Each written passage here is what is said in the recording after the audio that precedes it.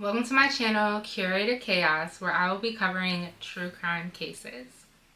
So if you've been following me for a while, then you know I started out as a beauty channel. I would do makeup tutorials, hair videos, fashion videos, skincare, all of the things. And I've been off YouTube for a little while now, but I decided that I want to get back into making YouTube videos, and I wanted to transition my channel into something that I really am passionate about, that I really enjoy doing, and I love watching true crime videos.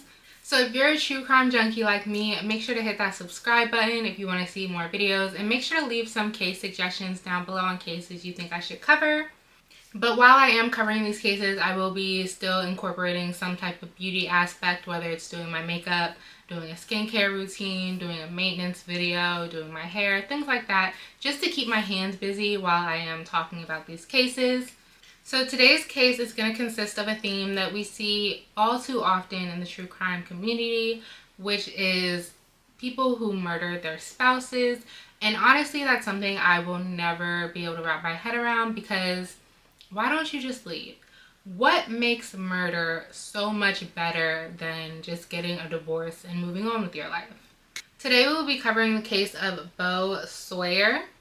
So Bo Sawyer was born April 29th, 1980 in Coon Rapids, Minnesota. The family later moved to Gray Eagle, Minnesota, with a population of only 327 residents as of 2023, so a pretty small town. Bo graduated from Long Prairie Gray High School and later went on to get his bachelor's degree in biology from St. Cloud University. He enjoyed hunting and fishing and bird watching, and he was easily able to identify birds just from sight or sound. That was something that he was very passionate about and had a real talent for. After getting his bachelor's degree, he ended up completing law enforcement training and being employed by the Detroit Lakes Police for several years. Bo worked as a student resource officer, and all the kids loved him. They would refer to him as Mr. Nice Guy. He was just someone who was always easy to talk to. He had a fun personality. He was always cracking jokes, and he just had a great, lively spirit, and he really connected with the students that he worked with. But opportunities as a resource officer kind of fell short, so he explored different career options and ended up getting involved in real estate. Bo ended up getting licensed in real estate in Minnesota as well as North Dakota, so he really was someone who just excelled in anything that he pursued and he put his mind to. On May 6, 2005, Bo married his wife, Jacqueline Hawkins, who is also referred to as Jackie, so that's what I will be referring to her as for the remainder of this video.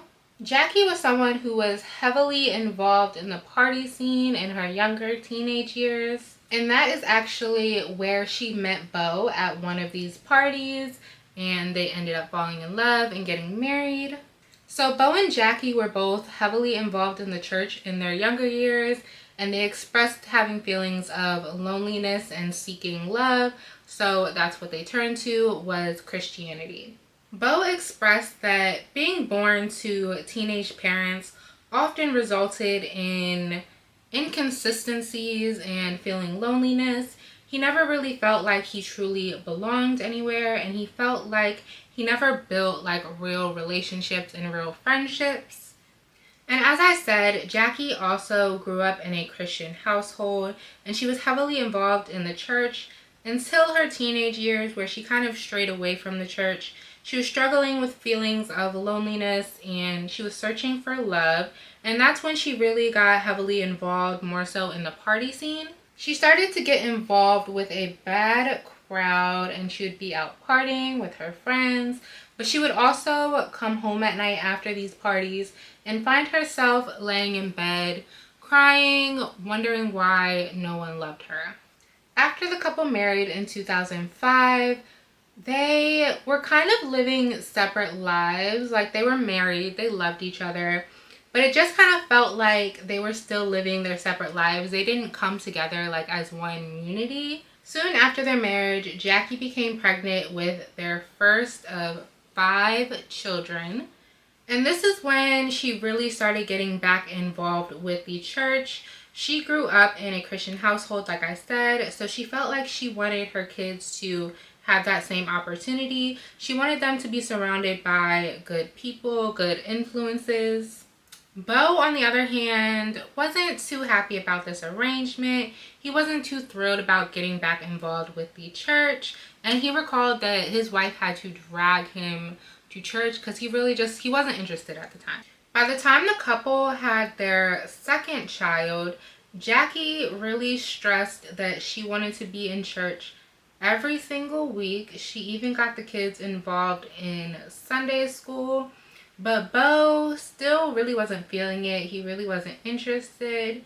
He often would not show up, or he often would just be at work instead. As a police officer, Bo worked really weird hours. He would work really late nights. He would be busy all the time. So that was kind of his excuse as to why he wasn't as active in the church as Jackie would like him to be.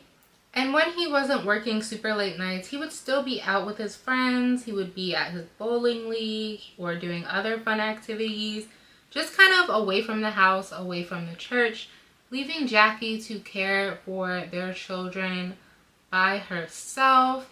And Jackie felt like those party days, those going out days, having fun, all of that was kind of behind her now. She was a mom of 2 young children at this time, and that kind of aided in her feelings of loneliness returning, which I can 100% completely understand.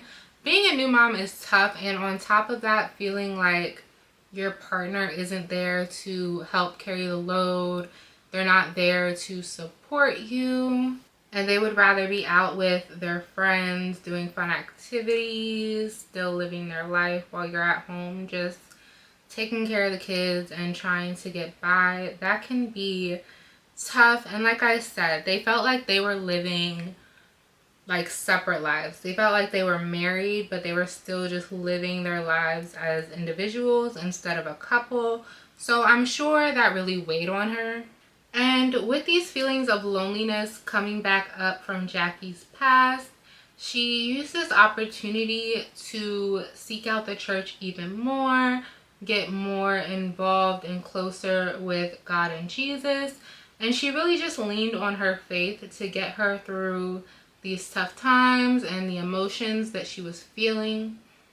So after a while, Bo started to notice that his wife was kind of acting different. She wasn't really arguing with him anymore. Things that he would do that would normally kind of piss her off and cause arguments, she wasn't really reacting to anymore, and she was just a lot more calmer, wasn't really paying him much attention, and he thought that maybe she had found someone else.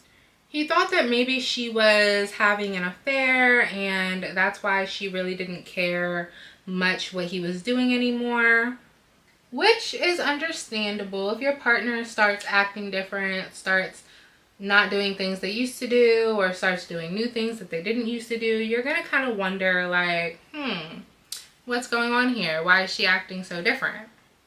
So after a while, Bo decided to confront his wife and just ask her like, hey, what's going on? I noticed like you're not arguing back as much anymore. He just kind of wanted to know like what's going on with his wife, what's going on in the marriage. And that is when Jackie shared with him her new relationship with Jesus and with the church, and how active she's been in the church. Because like I said, they've been really living separate lives. So I'm sure he really didn't notice how much more involved she was getting with the church. And I'm sure it was a relief to know like his wife wasn't cheating on him and that there was no other man. But Bo still kind of felt a little jealous of her newfound relationship with religion. And he felt like, who is this taking my wife away from me? Who is this getting all of my wife's attention? Like, Jesus, what do you mean? Like, why is he getting all of your attention? And that's how he felt. And this actually led Bo to seek out Jesus for himself, seek out religion for himself, and kind of see what his wife was talking about. So after getting more involved with the church, Bo felt like it really helped his marriage. He felt like before, like I said, they were living separate lives. They weren't a unit. It was Bo and it was Jackie. But he felt like after he opened up and really got more involved with the church and started being more active with his wife when it came to the church, he felt like it was no longer him over here, Jackie over here. It was more like they had a common ground. It was like it was Bo, Jackie, and Jesus, and they were in this together, figuring out their marriage and becoming closer. So, with their newfound relationship with religion, the couple felt called to start doing missionary work. They really wanted to help people, they really wanted to spread the word of Christianity. So, the couple ended up selling their $300,000 home in Minnesota in 2021. And they started taking language classes because if they were going to be doing missionary work, they needed to kind of navigate around different countries and be able to speak a little bit of the language. So in 2001, they were taking language classes, and later on in the year, they ended up moving to Angola. And this was the first time the couple has ever lived abroad. So it was the couple and their 5 kids, and they traveled to Angola to do missionary work. And of course, their families were a little concerned. Like I said, they've never lived abroad. They really had no experience, and they were just nervous for them. But this was something that the Sawyers felt like they really needed to do, that they were called to do. Jackie really wanted to help children in underprivileged countries, and Sawyer just really wanted to help spread the word of Christianity and also help children in just the community in general in underprivileged countries. So they were determined to make this happen. So as for Bo, he really seemed to enjoy his time in Africa.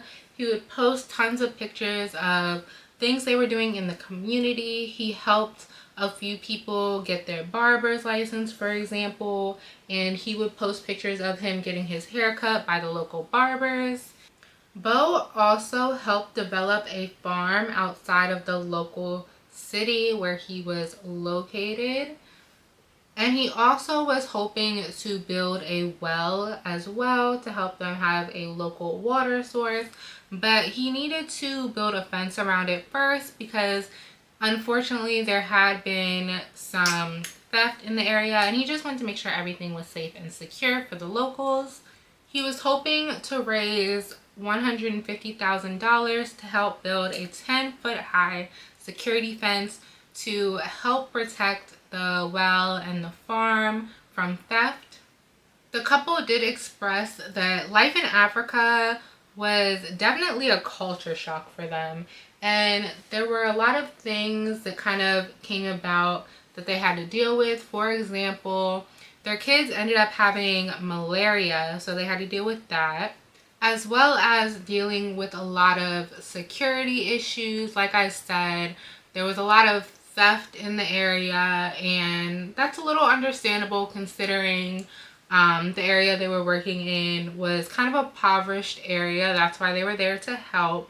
And you know, when people are desperate, they do desperate things, which can be dangerous, especially for foreigners. People who are not from the area can often be targeted. So they did have some issues with security, and they did end up changing the people that they were using for security because they weren't comfortable with their current security, and they wanted to kind of change it up, make sure that they were as safe as possible. So they ended up hiring someone else for security. The couple did not trust the guards that were initially hired to guard their compound, and they did end up suffering 2 break-ins while they were there. So they were in the process of hiring new guards. But other than that, the couple really seemed to be enjoying their time in Angola. They were helping the children, they were helping the communities, And their children also built relationships with the local children. I did look on Jackie's Instagram page because it is still up and it is public. And she posted a lot of pictures of her with the local children as well as her kids with the local children in the movie theaters, playing outside. And her kids really look like they enjoyed being in Africa and they really built bonds with the other local kids there.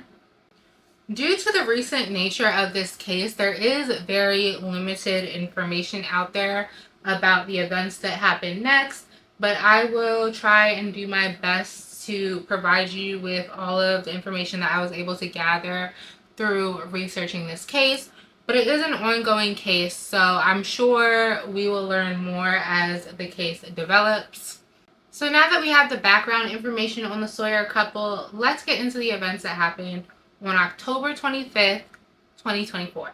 So on October 25th, 2024, Bo received a call from two men who claimed to be having car trouble and they needed him to come out and help them fix their car. So him and Jackie headed on over to the area where the men said they were stuck. And he was pretty familiar with this area. This was the same area where he was going to build his farm, going to build a well. And it was also the same area where he had given people driving lessons before. So he was very familiar with the area that the men were calling from. So once they pulled up to the area, Jackie excused herself to the bushes because, it was a long car ride. She had to go to the bathroom. They didn't really need her to help with the car trouble. She was just there, with her husband. So she excused herself into the bushes so that she could use the restroom while they went ahead and figured out the car trouble. And this is where things ended up taking a tragic turn for Bo. These two men actually did not have car trouble, and that was just an excuse to lure him out there. And once Jackie had excused herself, they used this opportunity to brutally stab Bo, and they did end up murdering him.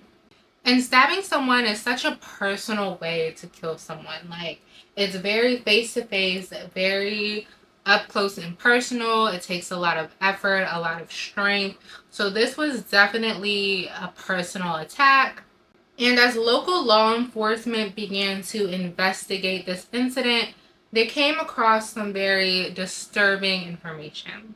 So the couple's time in Angola was actually coming to a close. They were coming to the end of their mission, and they discovered that Jackie might not have been so happy to be leaving Africa. In fact, she really wanted to stay in the country and continue living there, but the family was ready to go. Their mission was done. It was time to move on, but she really wanted to stay. It was also discovered that Jackie may have been having a romantic relationship with a man named Bernardo, who happens to be their security guard. As I said before, the family really was not happy with their security guards for their compound, so they did end up finding a new security guard who was hired through a security company. But once his contract was done with that company, the family ended up hiring him through a salary. They really liked Bernardo, so they ended up just hiring him to continue to be security, even though he wasn't working for that company anymore. So he was really close to the family, really familiar with the family, and allegedly him and Jackie were having an affair, and this is the real reason why she didn't want to leave Africa. So instead of being a decent human being and just telling her husband, look, I'm not happy, I want to stay here, I've met someone else, Jackie decided that she was going to offer this man $50,000 for a hit on her husband. It was also found that Jackie and Bernardo ended up scouting out the crime scene 3 days before this incident took place.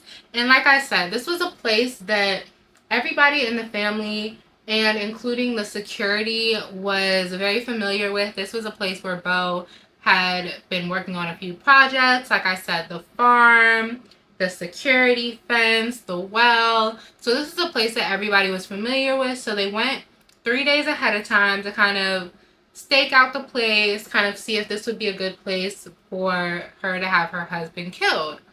So after this, Bernardo allegedly recruited 2 other men to carry out the hit. I guess he didn't want to get his hands dirty. And I'll put the name of those other men on the screen because I don't want to butcher it, language barrier and all those things. So I'll just have it up on the screen. And Bernardo allegedly paid these 2 other men $9,000 out of the $50,000 to carry out this hit. And when local authorities started to investigate the scene, they found something very interesting.